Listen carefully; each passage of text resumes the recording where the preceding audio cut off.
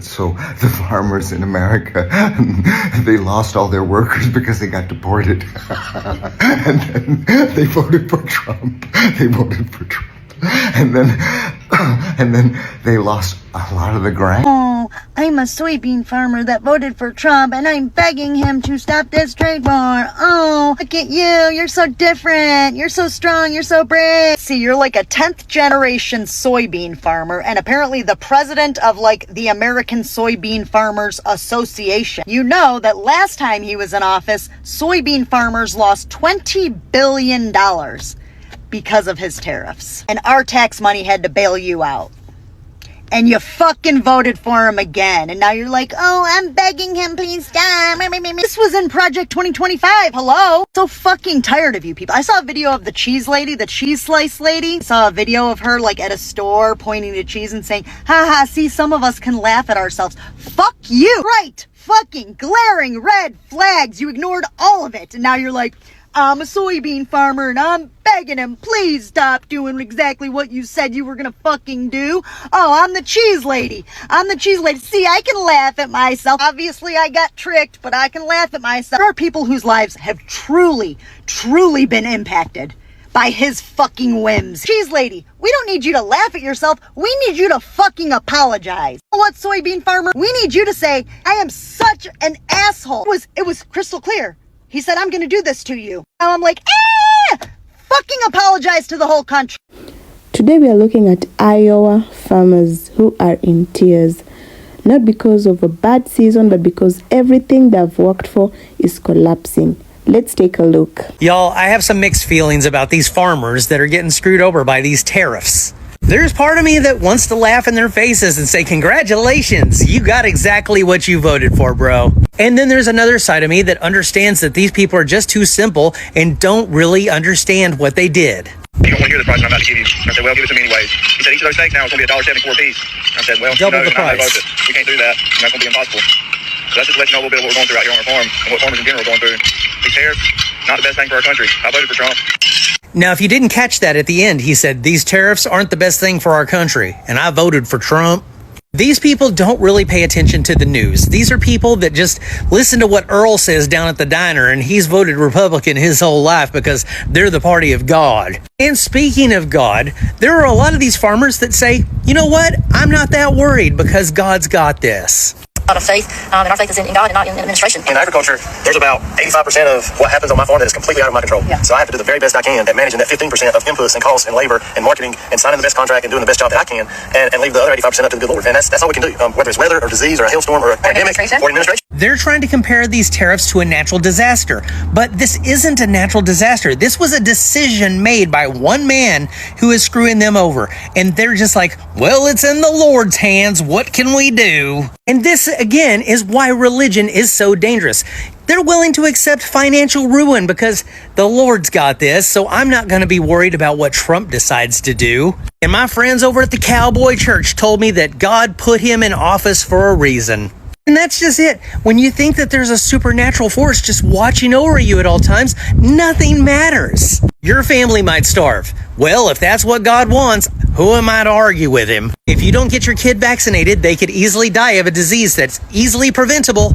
Well, if that's what the Lord wants, I'm not going to be able to stop him. And that is why religion is one of the most dangerous things on this planet. Because these people have been convinced that they are completely out of control of things that they could completely control if they wanted to. And the sad thing is that we need our farmers, but Darwinism is going to take them all away from us if they don't get away from this Christian nationalist way of thinking. Unfortunately, I just don't see that happening. Do you? We just want to work, sell our crop, and have a decent life like everybody else. But if they would just leave it alone. Regarding all these farmers that are now crying about possibly losing their farms because they voted for Trump, this is why you absolutely should not feel bad for any of these farmers that voted for Trump. Now, the ones that didn't vote, yes, feel sorry for them, go support them, do whatever you need to do. But the ones that voted for Trump, do not feel sorry for them, and let me tell you why. I am a builder, and I've been building shit in Oklahoma City going on like 20 years now, and farmers are not stupid. If you have the ability to manage a farm and understand the weather, the climate, your machinery, the chemistry that goes into your crops, you are not a stupid person. You're just not. And especially when you come from generational farming, you have the ability to look ahead and predict what you need to survive. And so when you have two candidates where you have Kamala Harris on one side giving you a whole fucking list of shit that she's going to do for you and make your life better, and then you have Trump on the other side who can't even come out with a normal sounding sentence, and you still vote for that guy and you are a farmer, you are either racist or sexist or both. And they're only crying now because now they are being treated exactly how they voted for other people to be treated. Got that? They are being treated how they voted for other minorities, people of color, everybody else, poor people, sick people. That's how they voted for other people to be treated. Doug Fuller's family has been farming in northern Polk County for generations. Now I get to call all the shots. He's already nervous about the cash crop he's about to start planting. Soybeans are the target of China's retaliatory tariff, 10% on certain imports from the United States, in response to President Trump's 10% blanket tariff on Chinese goods. Fuller is fearful it spells bad news for the 2025 harvest. You know, they aren't good for the other countries, they aren't good for me, and who could blame them putting reciprocal tariffs on us? You know, it's just a match, you know, and nobody's going to win. China is one of the largest overseas markets for American soybeans. According to the USDA, the United States exported nearly $13 billion in soybeans to China last year alone. Fuller has already faced 2 years of bean prices dropping and says it looks as if the trend may continue. Last year we took a step back, and now we're taking another step back. So I'm, you know, many of us we'll get through it, and it's going to be tough on others. Well, my friends, our farmers are in full-blown crisis, and it's not because of Mother Nature.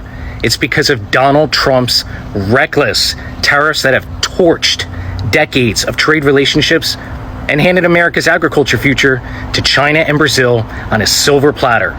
12,000 tons of pork canceled. Soybean exports collapsed, and family farms are now shutting down, and it doesn't stop there. Longshoremen, truckers, warehouse workers, entire communities are being gutted.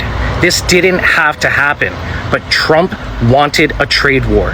He wanted headlines, and now our farmers are paying the price. Yeah, so here's the uncomfortable truth. If the American farmers go down, we all feel it. We will feel it from the grocery bills to food security and the national identity as a whole. And this is just bigger than Iowa. So comment below your thoughts. I need to hear what you people are thinking down below. And thank you so much for watching. Don't forget to like, subscribe to my channel.